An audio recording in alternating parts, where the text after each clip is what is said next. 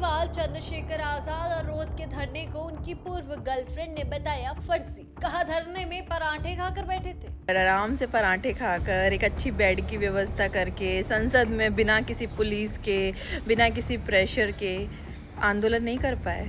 लो भाई, राजनीति में ड्रामे की कोई कमी नहीं है। यूपी के नगीना से सांसद और भीम आर्मी चीफ चंद्रशेखर आजाद ने आखिरकार अपना 3 दिन का संसद वाला धरना खत्म कर ही दिया। वो छात्रों पर हुई जो है लाठीचार्ज के विरोध में वहां डटे हुए थे और हाँ, उनके साथ आरएलपी सुप्रीमो हनुमान बेनीवाल, भारत आदिवासी पार्टी के सांसद राजकुमार रोहत भी कंधे से कंधा मिलाकर धरने पर बैठे नजर आ रहे थे। लेकिन जैसे ही धरना खत्म हुआ, एक्टिविस्ट डॉक्टर रोहिणी धारवी ने जो है वीडियो बनाकर चंद्रशेखर आजाद की जमकर क्लास लगा दी। जी हाँ, रोहिणी ने तंज कसते हुए कहा कि निकल गई सारी हवा, अनशन तुम्हारे बस की है ही नहीं, तुम तो अंदर बैठकर पराठे खा रहे थे।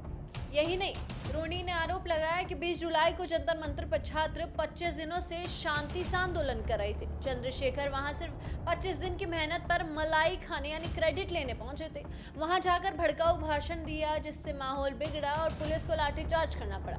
रोहिणी ने बोला कि अगर छात्रों की इतनी ही बड़ी हमदर्दी जाग रही थी तो पुलिस के सामने जाके सीना तान कर लाठियां खाते। उसी दिन जो है अगर तुम लाठियां खा लेते तो नेशनल लीडर ही बन जाते, लेकिन हिम्मत ही नहीं थी और वहां से खिसक लिए। वहीं मैं आपको बता दूं कि इंदौर की रहने वाली स्विट्जरलैंड से पीएचडी कर चुकी डॉक्टर रोहिणी धारवी का दावा है कि उनका चंद्रशेखर आजाद के साथ अफेयर रहा है। उन्होंने चंद्रशेखर आजाद पर जो है शादी का झांसा देने और शोषण करने जैसे आरोप भी लगाए।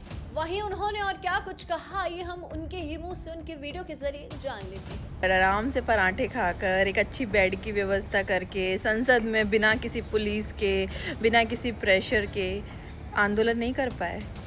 मतलब सोचो कि वो एक व्यक्ति जो इतना ज़्यादा बुज़ुर्ग हो चुका है, जिसकी एज हो चुकी है, वो हमारे छात्रों के लिए लगातार 20 दिन से ज़्यादा हो गए, 25 दिन हो गए अनशन करते हुए। एक व्यक्ति अनशन कर रहा है और आज ये उन्हीं की मेहनत का नतीजा है कि जंतर मंतर पर इतने लोग दिख रहे हैं। वरना इतने लोग नहीं थे बिगिनिंग में, इतने स्टार्टिंग में, जैसे वो लोग आए थे, जैसे स्टार्ट हुआ था ये आंदोलन।